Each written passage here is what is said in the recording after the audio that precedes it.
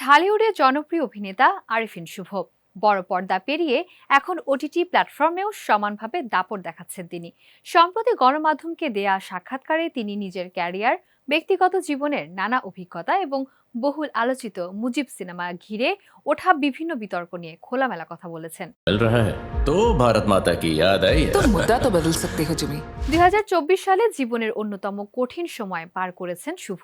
সে বছর তিনি তার সবচেয়ে কাছের মানুষ মাকে হারান। একই সময়ে তার দীর্ঘদিনের বৈবাহিক জীবনেরও ইতি ঘটে। 5ই আগস্টের রাজনৈতিক পট পরিবর্তনের পর শুভ এক ধরনের মিডিয়া ট্রায়ালের শিকার হন বলেও দাবি করেন তিনি। মুজিব সিনেমায় অভিনয়ের জন্য মাত্র ৳1 পারিশ্রমিক নিয়ে আলোচনায় এসেছিলেন শুভ। গুঞ্জন ওঠে বিনিময়ে তিনি সরকারের কাছ থেকে 10 কাঠার একটি প্লট উপহার পেয়েছেন। এ বিষয়ে শুভ বলেন, আমাকে কোনো জমি দেওয়া হয়নি, আমি কেবল আবেদন করেছিলাম যা আরও 151 জন শিল্পী করেছিলেন।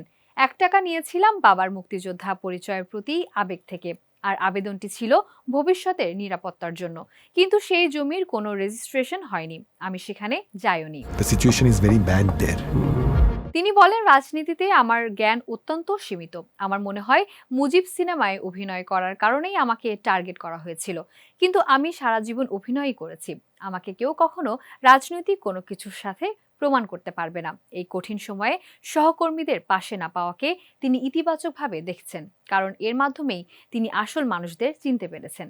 মুম্বাইয়ের কাস্টিং এজেন্সির মাধ্যমে দীর্ঘ অডিশন শেষে শুভ যুক্ত হয়েছেন বলিউডে। তার অভিনীত জ্যাজ সিটি ওয়েব সিরিজটি এরই মধ্যে দর্শক মহলে ব্যাপক সাড়া ফেলেছে।